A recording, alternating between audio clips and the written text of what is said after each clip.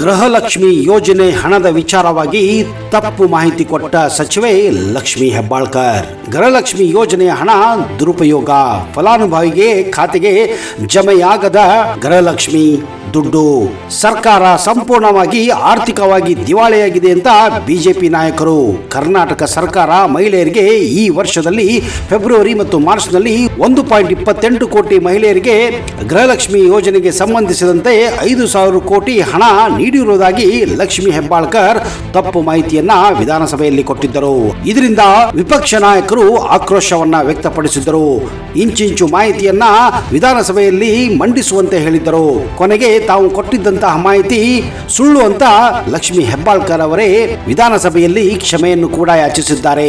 2 ತಿಂಗಳ ಪಾವತಿ ಬಾಕಿ ಇರುವುದು ಹೌದು. ನನ್ನ ಮಾತಿನಿಂದ ಬೇಸರ ಆಗಿದೆ, ಆದರೆ ಈ ಬಗ್ಗೆ ವಿಷಾದ ವ್ಯಕ್ತಪಡಿಸುತ್ತೇನೆ ಅಂತ ಲಕ್ಷ್ಮಿ ಹೆಬ್ಬಾಳ್ಕರ್ ಅವರೇ ಸದನಕ್ಕೆ ಕೂಡ ತಿಳಿಸಿದ್ದಾರೆ. ಇದಕ್ಕೆ ಸುಮ್ಮನಾಗದ ವಿಪಕ್ಷ ನಾಯಕರು ನಮಗೆ ಬೇಜಾರಾಗಿಲ್ಲ, ಗೃಹಲಕ್ಷ್ಮಿ ಫಲಾನುಭವಿಗಳಿಗೆ ವಿಷಾದ ವ್ಯಕ್ತಪಡಿಸಿರಿ ಅಂತ ಆಗ್ರಹಿಸಿದ್ದಾರೆ. 2 ತಿಂಗಳ ಹಣ ಯಾಕೆ ವಿಳಂಬ ಆಯಿತು?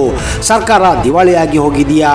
ಇವರಿಗೆ ಜನರಿಗೆ ₹1 ಕೊಡಲು ಕೆಪಾಸಿಟಿ ಇಲ್ಲ, ಯೋಗ್ಯತೆ ಇಲ್ಲದವರು ಇಂದು ಆಡಳಿತ ನಡೆಸುತ್ತಿದ್ದಾರೆ ಅಂತ ಪ್ರತಿಪಕ್ಷದವರು ತಿರುಗೇಟು ನೀಡಿದ್ದಾರೆ. ನಿಜಕ್ಕೂ ಲಕ್ಷ್ಮಿ ಹೆಬ್ಬಾಳ್ಕರ್ಗೆ ಯೋಗ್ಯತೆ ಇಲ್ವಾ? ಆ ಖಾತೆಯನ್ನು ನಡೆಸಲು ಅವರಿಗೆ ಆಗುತ್ತಿಲ್ಲವಾ?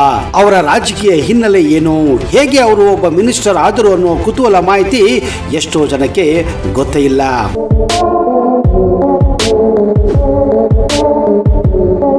ಲಕ್ಷ್ಮಿ ರವೀಂದ್ರ ಹೆಬ್ಬಾಳ್ಕರ್ ಕರ್ನಾಟಕದ ಪ್ರಸಿದ್ಧ ಮಹಿಳಾ ರಾಜಕಾರಣಿ. ತಮ್ಮ ಕೆಲಸಕ್ಕಿಂತ ಹೆಚ್ಚಾಗಿ ಆಗಾಗ ವಿವಾದಗಳಿಂದಲೇ ಅವರು ಹೆಚ್ಚು ಪ್ರಸಿದ್ಧಿಯಾಗಿದ್ದಾರೆ. ಇತ್ತೀಚೆಗೆ ಅವರು ಸ್ವಾತಂತ್ರ್ಯ ಪೂರ್ವದಲ್ಲಿ ಬೆಳಗಾವಿ ಮಹಾರಾಷ್ಟ್ರಕ್ಕೆ ಸೇರಿತ್ತು ಎಂದು ಅವರ ಹೇಳಿಕೆಯು ತುಂಬಾ ವ್ಯಾಪಕ ಟೀಕೆಗೆ ಗುರಿಯಾಗಿತ್ತು.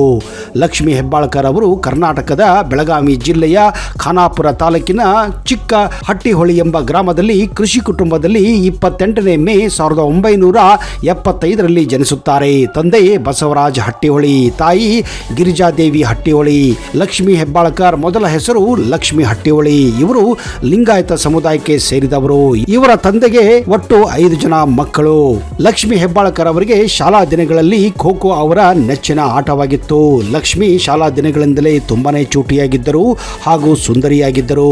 5ನೇ ತರಗತಿಯಲ್ಲಿದ್ದಾಗ ಲಕ್ಷ್ಮಿ ಕ್ಲಾಸ್ ಮಾನಿಟರ್ ಎಲೆಕ್ಷನ್ಗೆ ನಿಂತು ಜಯವನ್ನ ಸಾಧಿಸಿ ಕ್ಲಾಸ್ ಮಾನಿಟರ್ ಕೂಡ ಆಗಿದ್ದರು. ಆಗಿನಿಂದಲೇ ಅವರಿಗೆ ಲೀಡರ್ಶಿಪ್ ಕ್ವಾಲಿಟಿ ಬಂದಾಗಿತ್ತು. ಇದು ತಮ್ಮ ಮುಂದಿನ ರಾಜಕೀಯ ಭವಿಷ್ಯಕ್ಕೆ ನಾಂದಿ ಹಾಡಿತು ಎಂದು ಲಕ್ಷ್ಮಿ ಹೆಬ್ಬಾಳ್ಕರ್ ಸ್ವತಃ ಹೇಳಿಕೊಂಡಿದ್ದಾರೆ. ಶಾಲಾ ದಿನಗಳಲ್ಲಿ, ಕಾಲೇಜು ದಿನಗಳಲ್ಲಿ ಅವರಿಗೆ ಹಿಂದಿ ಸಿನಿಮಾಗಳೆಂದರೆ ಅಚ್ಚುಮೆಚ್ಚು. ಅದರಲ್ಲೂ ಮಾಧುರಿ ದೀಕ್ಷಿತ್, ಶ್ರೀದೇವಿ ಅವರ ಫೇವರೇಟ್ ನಾಯಕಿಯರಾಗಿದ್ದರು.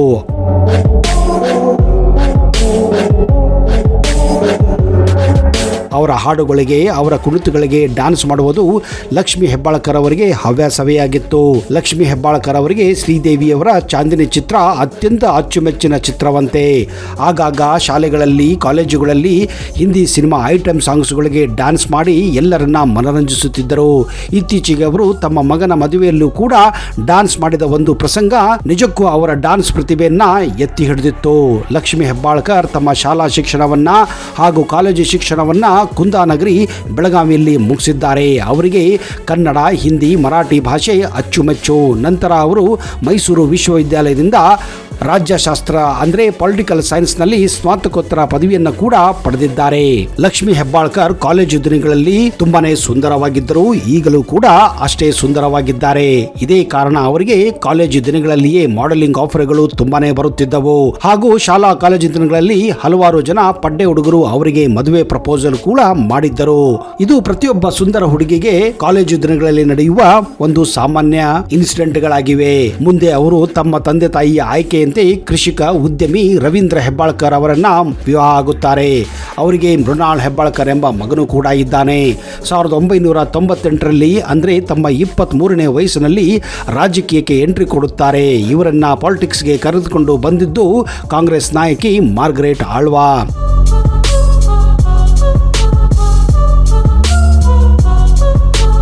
ಯುವ ಕಾಂಗ್ರೆಸ್ ಕಾರ್ಯಕರ್ತೆಯಾಗಿ ಲಕ್ಷ್ಮೀ ಹೆಬ್ಬಾಳ್ಕರ್ ಅವರು ಪೊಲಿಟಿಕಲ್ ಜರ್ನಿಯನ್ನ ಪ್ರಾರಂಭಿಸುತ್ತಾರೆ.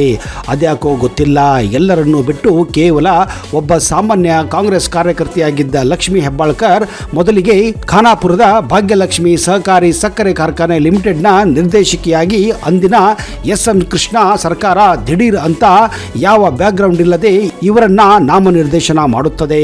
ಇದು ಬೆಳಗಾವಿ ಜಿಲ್ಲೆಯ ಹಲವಾರು ಪ್ರಭಾವಿ ನಾಯಕರಿಗೆ ಶಾಕ್ ಕೊಟ್ಟ ಹಾಗೆ ಇತ್ತು. ಅದರಲ್ಲಿ ಜಾರಕಿಹೊಳಿ ಸಹೋದರರಿಗೆ ಇದು ನುಂಗಲಾಗದ ತುಪ್ಪವಾಗಿತ್ತು. ಇದರ ಹಿಂದೆ ಯಾರಿದ್ದರು ಎನ್ನುವ ವಿಷಯ ಈಗ ನಿಮಗೆ ಮುಂದೆ ಹೇಳುತ್ತೇನೆ. ಎಸ್.ಎಂ. ಕೃಷ್ಣ ಮಂತ್ರಿ ಮಂಡಲದಲ್ಲಿ ಮಂತ್ರಿಯಾಗಿದ್ದ ಡಿ.ಕೆ. ಶಿವಕುಮಾರ್ ಒಮ್ಮೆ ಬೆಳಗಾವಿಗೆ ಯಾವುದೋ ಒಂದು ಕಾರ್ಯಕ್ರಮಕ್ಕೆ ಹೋದಾಗ ಸಾಮಾನ್ಯ ಕಾಂಗ್ರೆಸ್ ಕಾರ್ಯಕರ್ತೆಯಾಗಿದ್ದ ಲಕ್ಷ್ಮೀ ಹೆಬ್ಬಾಳ್ಕರ್ ಭೇಟಿಯಾಗುತ್ತಾರೆ. ಈ ಭೇಟಿ ಮುಂದೆ ಹಲವು ಬೆಳವಣಿಗೆಗಳಿಗೆ ನಾಂದಿ ಹಾಡುತ್ತದೆ. ಕೆಲಸದ ನಿಯಮಿತ್ತ ಲಕ್ಷ್ಮೀ ಹೆಬ್ಬಾಳ್ಕರ್ ಬೆಳಗಾವಿಯಿಂದ ಬೆಂಗಳೂರಿಗೆ ಬಂದು ಹೋಗೋದು ಜಾಸ್ತಿ ಆಗುತ್ತದೆ. ಅಂದ ಹಾಗೆ ಕೋಆಪರೇಟಿವ್ ಶುಗರ್ ಫ್ಯಾಕ್ಟರಿಗಳು ರಾಜ್ಯ ಸರ್ಕಾರದ ಸಹಕಾರ ಇಲಾಖೆ ಅಡಿಯಲ್ಲಿ ಬರುತ್ತಿದ್ದವು. ಕನಕಪುರದ ಬಂಡೆ ಡಿ.ಕೆ. ಶಿವಕುಮಾರ್ ಈ ಇಲಾಖೆಯ ಮಂತ್ರಿ ಕೂಡ ಆಗಿದ್ದರು. ಈ ರೀತಿ ಲಕ್ಷ್ಮೀ ಹೆಬ್ಬಾಳ್ಕರ್ ಡಿ.ಕೆ.ಶಿ ಸಂಪರ್ಕ ಹೆಚ್ಚಾಗುತ್ತದೆ. ಈ ರೀತಿಯಾಗಿ ಡಿ.ಕೆ. ಶಿವಕುಮಾರ್ ಹಾಗೂ ಲಕ್ಷ್ಮೀ ಹೆಬ್ಬಾಳ್ಕರ್ ನಡುವಿನ ರಾಜಕೀಯ ಸಂಬಂಧಗಳು ಅತಿ ವೇಗವಾಗಿ ಬೆಳೆಯಲು ಪ್ರಾರಂಭಿಸುತ್ತವೆ. ನಿಜ ಹೇಳಬೇಕೆಂದರೆ ಡಿ.ಕೆ. ಶಿವಕುಮಾರ್ ಅವರ ಪ್ರಭಾವ ಲಕ್ಷ್ಮೀ ಹೆಬ್ಬಾಳ್ಕರ್ ಅವರ ಮೇಲೆ ಜಾಸ್ತಿನೇ ಇತ್ತು ಅನ್ನಬಹುದು. ಇಲ್ಲಿ ಲಕ್ಷ್ಮೀ ಹೆಬ್ಬಾಳ್ಕರ್ ಅವರ ಟ್ಯಾಲೆಂಟ್ ಕೂಡ ಅಷ್ಟೇ ವರ್ಕೌಟ್ ಆಗಿದೆ.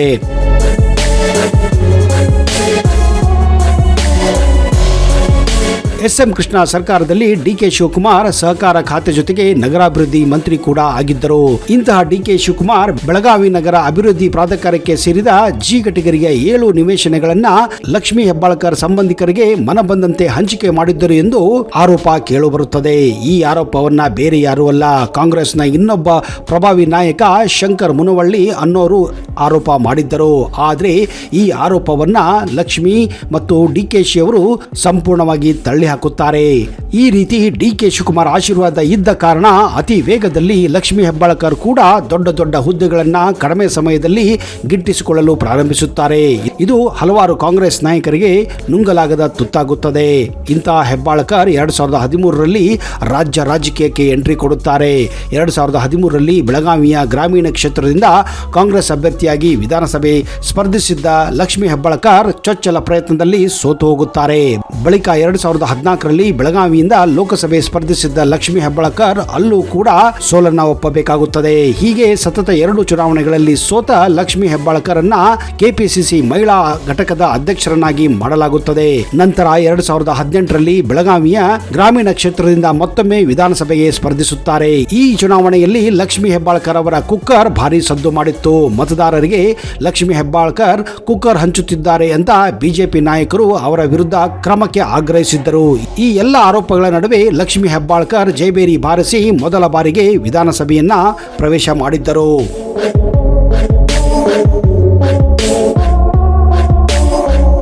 ಇಡಿ ಇಕ್ಕಳದಲ್ಲಿ ಸಿಕ್ಕಿದ್ದಂತಹ ಡಿ.ಕೆ. ಶಿವಕುಮಾರ್ ಆಸ್ತಿ ಬಗ್ಗೆ ತುಂಬಾನೇ ಚರ್ಚೆ ಆಗುತ್ತಿತ್ತು. ಇದರ ಬೆನ್ನಲ್ಲೇ ಇತರ ರಾಜಕಾರಣಿಗಳ ಆಸ್ತಿ ಬಗ್ಗೆನೂ ಜನ ಮಾತನಾಡಿಕೊಳ್ಳುತ್ತಿದ್ದರು. ಇದೇ ಸಮಯದಲ್ಲಿ ಲಕ್ಷ್ಮೀ ಹೆಬ್ಬಾಳ್ಕರ್ ಆಸ್ತಿಯ ಬಗ್ಗೆನೂ ಕೂಡ ಹಲವಾರು ಜನಗಳು ಊಹಾಪೋಹವನ್ನ ಸೃಷ್ಟಿ ಮಾಡಿದ್ದರು.